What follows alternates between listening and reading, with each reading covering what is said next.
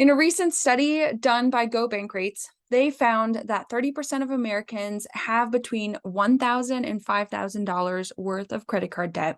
15% have between $5,000 and $10,000 of credit card debt, and 6% have more than $10,000 worth of credit card debt.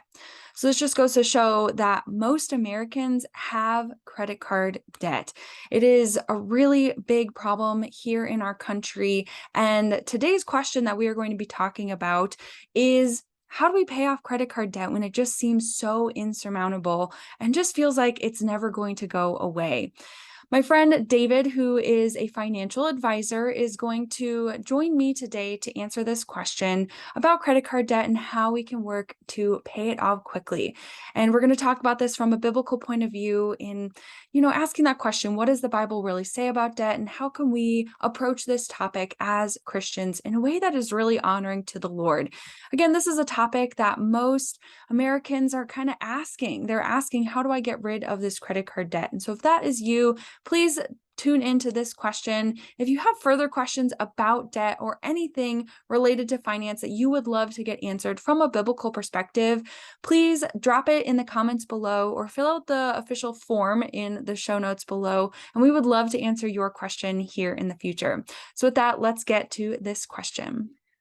Welcome back to another episode of the Stewardship Conversations. Today we are talking about debt, and specifically credit card debt. This question comes to us from Elizabeth, who asks, what is the best approach to getting out of credit card debt when it feels insurmountable and income is inconsistent? Honestly, this is such a good question. Stats have shown that there's like around 30% of Americans who struggle with credit card debt.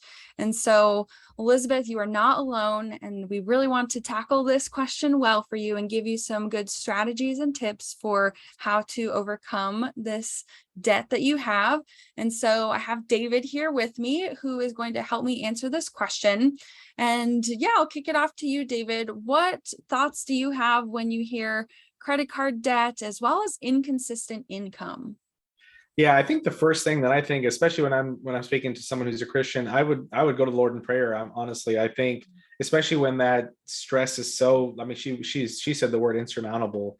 I mean, that's a strong word, and so I would first go to the Lord in prayer and just ask God for peace and for help with a plan. I mean, a lot of times a coach can help, help someone through this. But really, you just need God's peace, because it might seem like an insurmountable valley that you're in, and that getting to the top of the mountain is just going to be extremely hard. And so that would be the first step. But from the debt payoff side, there's quite a few opportunities there to pay off debt, and especially when income is inconsistent. I know that can be hard, and so I'll caveat a couple of these. But the first one I would say is the debt avalanche method, where basically you're looking at higher interest loans and credit card debt first, and then you're paying those off in the order of interest. The second one would be the debt snowball method, made popular probably by Dave Ramsey. Mm-hmm. And so this is where you list your debts smallest to largest and then pay them off from smallest to largest. And the idea there is that from a behavioral standpoint, you feel good about paying off smaller debts, and that you get momentum as you move forward. It might be, I wouldn't recommend this for everyone, but it might be to consider a balance transfer credit card where you can maybe get a lower interest rate, and that might help be able to reduce or maybe a 0% interest rate for a shorter time.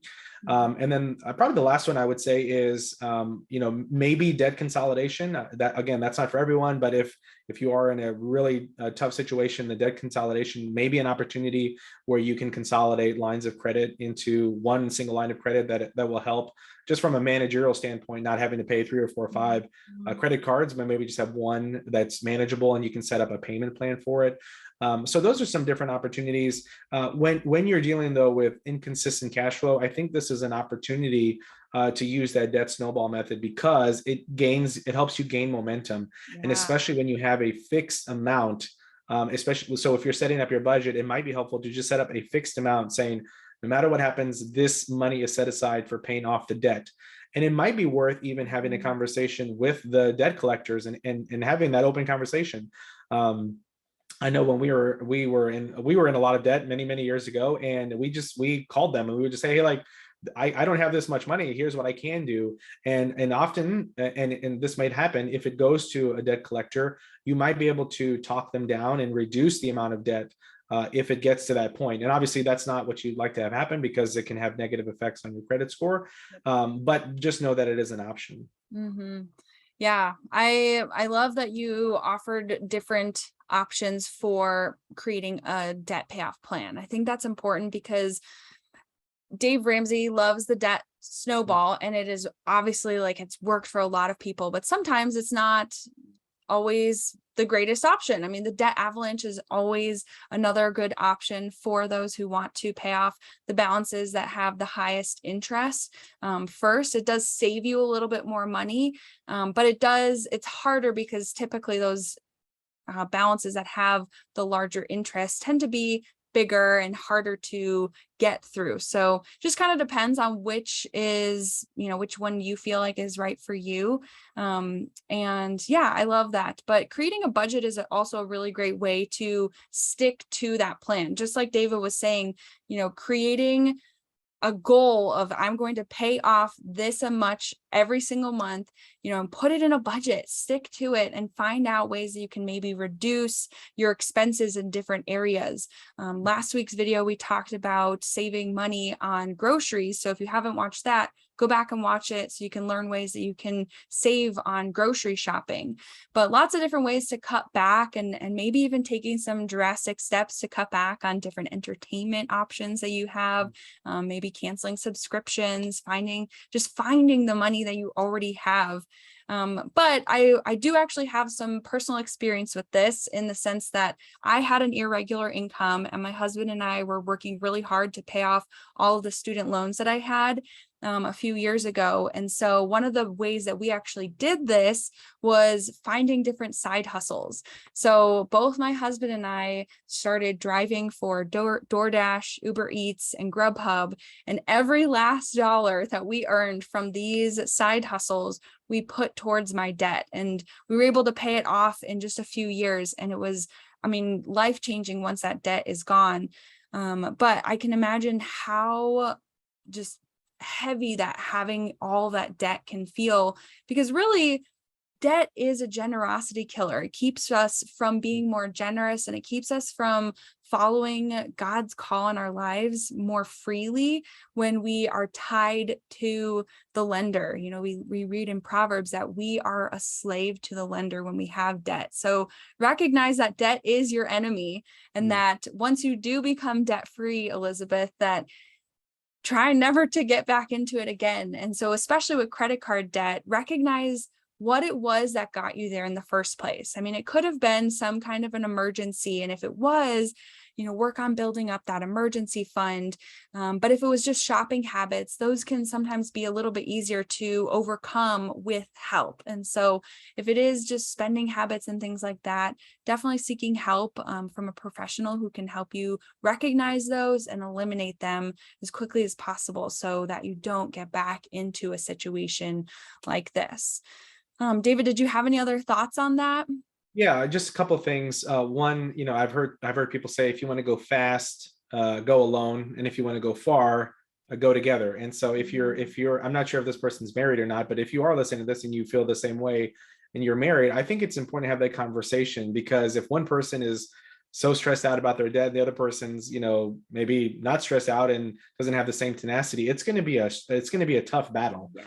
If you're trying to pay off debt and this other person's like, I'm living for today. and so that might be a struggle. So I would say talk to one another, and make sure that you're on the same page. And then the second thing I would say is be consistent.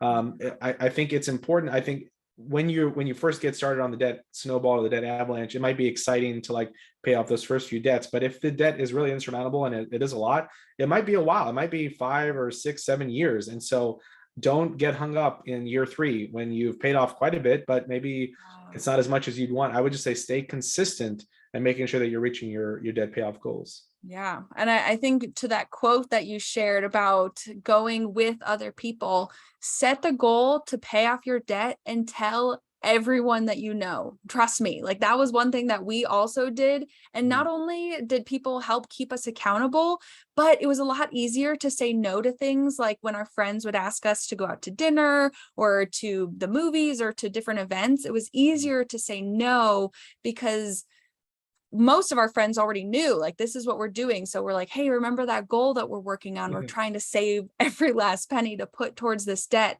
But it was so much easier for us to say no in those moments because our friends understood us. Nobody's going to say that's a bad goal to pay off your debt. And so most people will cheer you on, and you may also inspire a few other friends who might be struggling with debt themselves to also pay off debt and maybe join you on this journey. So tell everyone. I mean, seriously, call your mom and your friends and everyone that you know, post it on Facebook, and people will hold you accountable and they'll want to cheer you on in this journey.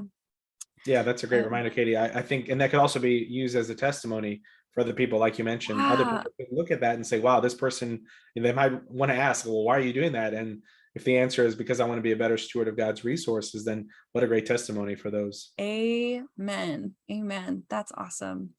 Well, cool. Thanks again, David, for joining me today to answer this question. We hope that you will join us next time when we talk a little bit about buying a car. See you then. Thanks, Katie. Bye-bye.